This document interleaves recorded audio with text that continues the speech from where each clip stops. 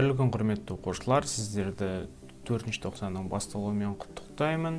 Ең алғашқы сабақ ол оксидтер жайлы. Жалпы оксид дегеніміз не? Оксид дегеніміз бинарлы қосылыс. Бинарлы қосылыс дегеніміз не? Яғни екі заттан тұрады, А және Б. Соның біреуі міндетті түрде оттек болуы тиіс. Мысалы, А және де қандай да бір оттегі, ал оттегінің коэффициенті немесе валенттілігі әрдайым 2, ал Аның валенттілігі N дейік, мысалы, бір қандай да бір сан. Яғни оттектен, біреуі оттектен тұратын бинарлы қосылысты оксид деп атаймыз. Енді сол оксидтердің жалпы алынуына назар аударайық. Оксидтер бірнеше әдіспен алынады, жай және күрделі заттардың жануы арқылы, яғни мысалы купрумды оттегіде жандырған кезде купрум оксиді түзді. Сонымен қатар метанды жандырған кезде CO2, яғни көмір қышқыл газы және де су молекуласы түзілген болатын.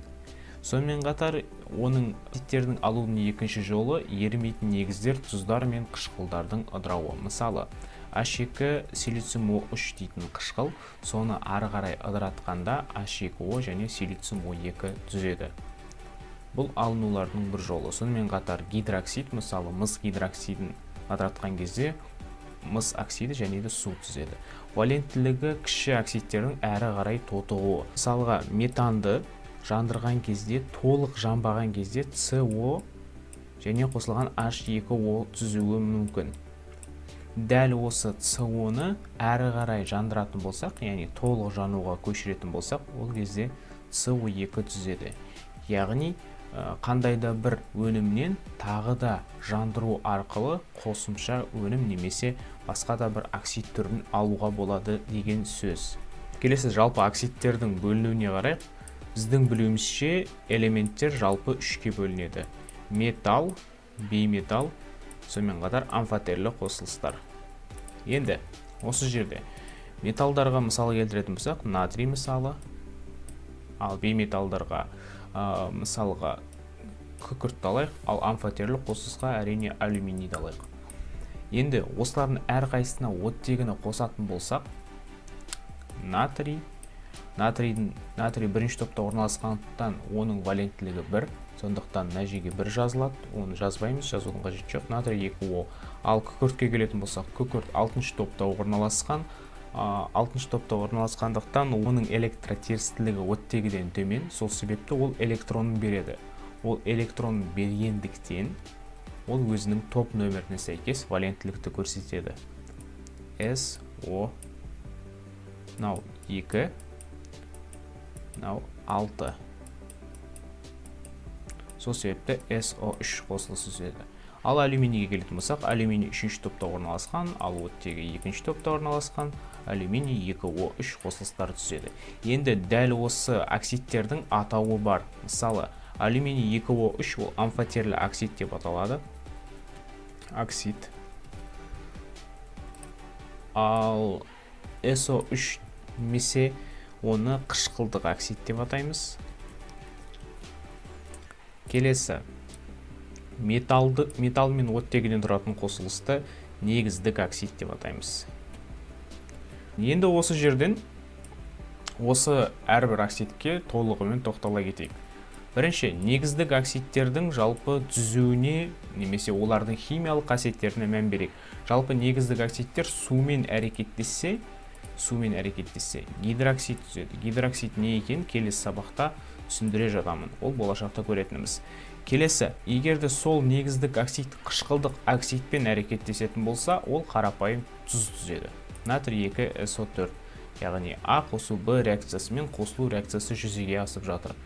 Келесі, қышқылдармен әрекеттесу нәтижесінде тұз бен су түзеді. Яғни, мысалға, купрум О H2SO4. Егерде купрум орнына натрий 2O-ны алатын болсақ, натрий сутегінің орнын басады электробелсенділік арқылы. Сол себепті мына жерде купрум SO4 қосылған H2O түзеді. Яғни бұл жерде орын басу реакциясы жүзеге асып жатыр. Келесі, амфотерлі оксидтермен әрекеттеседі. Міне, осы жерде амфотерлі оксид деген не деген сұраққа жауап береміз. Амфотерлі оксид, егерде ол негіздік оксидпен немесе негізбен әрекеттесетін болса, ол қышқылдың рөлін атқарады. Қышқылдық оксидтің немесе қышқылдың рөлін атқарады. Ал егер де ол қышқылдық оксидпен немесе қышқылмен, мысалы SO3-пен және H2SO4-пен әрекеттесетін болса, ол негіздік оксид немесе негіздің рөлін атқарады. Яғни кейбір кезде металдық қасиеттерді, кейбір кезде бейметалдық қасиеттерді атқарады. Келесі ол асыл металдардың жалпы ыдырау кезінде асыл металдардың өзі және де оттегі газы түзіледі. Келесі ол қышқылдық оксидке оралайық. Қышқылдық оксид дегеніміз жалпы мана айтқандай бейметал және оттегіден тұратын бинарлы қосылыс.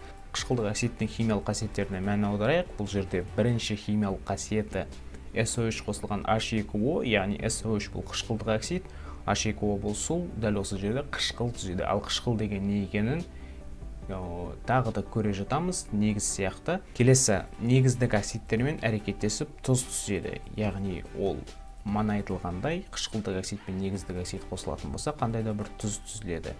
Келесі қышқылдық оксид пен негіз, яғни гидроксид қосылатын болса, бұл жерде қарапайым алмасу реакциясы жүзеге асып жатыр. CO2OH орын басуда, себебі жалпы карбонат ионы, мынау CO3 ионы, OH ионынан әлде қайда тұрақтырақ.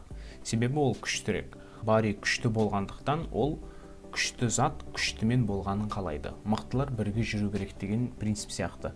Барий мықты, CO3 карбонат ионы да мықты, дәл сол себепті карбонат ионы бұл жерде гидроксид ионының орнын басады. Амфотерлі қосылыстар жаңа айтқанымда егерде негіздік оксидпен әрекеттесетін болса, ол қышқылдық рөлін атқарады, ал қышқылдармен әрекеттесетін болса, негіздік қасиет атқарады. Мысалы, мынау жерге қараңыздар. Мынау жерде цинк О, мына жерде H-хлор. H-хлор қышқыл екенін білеміз. Ол қышқыл болғандықтан мынау осы жерде металдық қасиет атқарады. М деп жазып қояйын. Дәл осы жерде цинк хлориді. Цинк О калий гидроксидімен әрекеттесуде. Калий гидроксид бәріміз білетіндей металдық қасиеттерге жатады, яғни негіз. Дәл осы зат цинк О мен әрекеттескен кезде, цинк О бұл жерде қышқылдың жоқ екенін көріп, осы жерде қышқыл рөл атқарады. Келесіде мынандай қосылыс түседі. Келесі цинк О қосылған 2 калий OH дәл сол сияқты, бірақ су болмағандықтан бұл жерде гидроксид емес, жалпы калий цинкатын түседі. Әзірге осы. Келесі видеоларды күтіңіздер. Келесі видеолар негіздер жайлы болады, сонымен қатар қышқылдар жайлы болады. Назарларыңызға рахмет. Қош, сау болыңыздар. Сабақты жақсылап оқыңыздар.